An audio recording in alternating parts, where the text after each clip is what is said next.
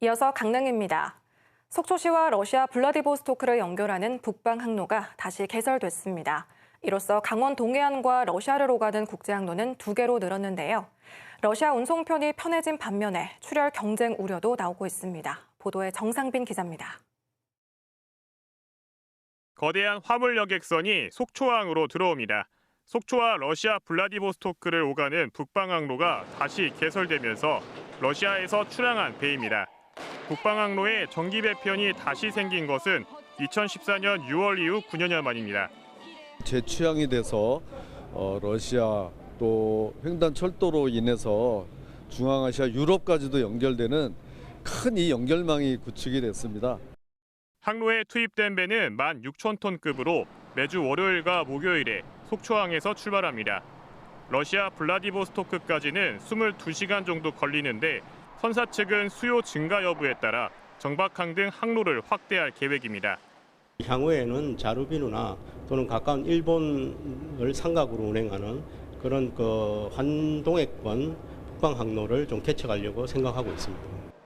이로써 강원 동해안과 러시아 블라디보스토크를 연결하는 국제 항로는 동해항에 이어 속초항까지 2개로 늘었습니다.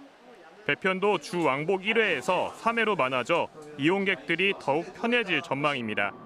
하지만 여객이나 화물 수요가 한정된 상황에서 출혈 경쟁 우려도 나옵니다.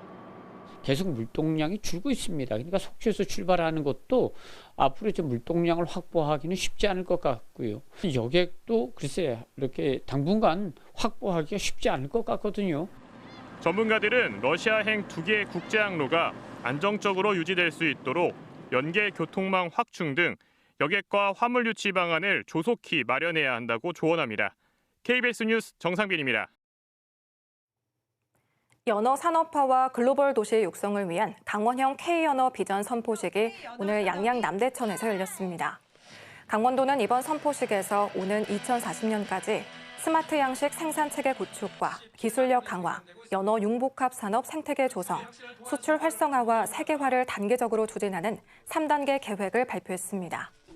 현재 강릉시에 추진 중인 연어 스마트 양식 시험장은 이달 말 착공해 내년에 준공 예정이며 양양에 조성할 아시아 최대 규모 육상 양식단지는 내년 봄에 착공해 2025년 하반기부터 대서양 연어를 생산할 예정입니다.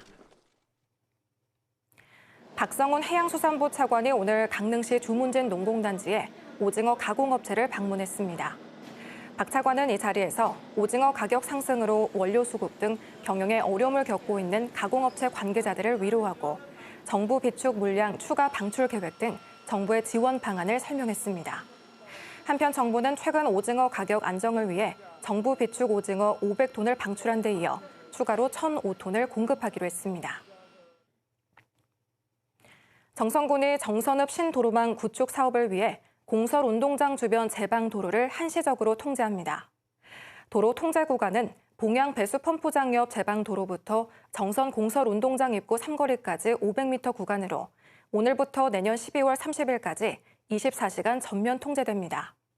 정선읍 신도로망 구축 사업은 조양강으로 나눠진 정선 5일장 권역과 아라리촌, 종합운동장을 연결하기 위해 신규 교량과 연결 도로를 건설하는 사업입니다.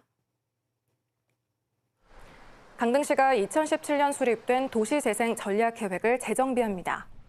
이번 전략계획안에는 포남동 동명중학교 일대 등을 도시재생 활성화 지역으로 추가 지정하고 쇠퇴지역 거점 조성과 혁신지구 활성화 등 정부의 새로운 도시재생 전략 기조를 반영할 예정입니다.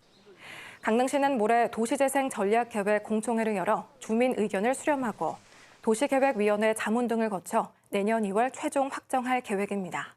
지금까지 강릉이었습니다.